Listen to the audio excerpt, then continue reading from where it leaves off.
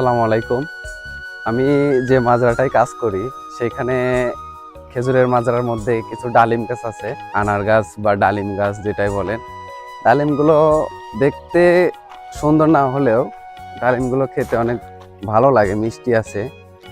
দেখি আমি দুই একটা নিয়ে যাব আজকে, যেহেতু বাসায় আছি।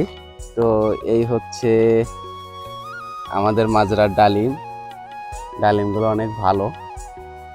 তো আমি এখান থেকে দুইটা নিব।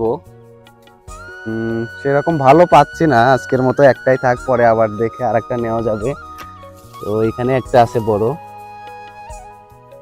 এইটা সবচেয়ে এই ডালিমটা যদি আমি এইটা ছিঁড়ার আগে দেখতাম তাহলে আমি এটা নিতাম না, আমি এটাই নিতাম, কারণ এইটা অলরেডি খাওয়ার মতো মানে পেকে গেছে আর কি।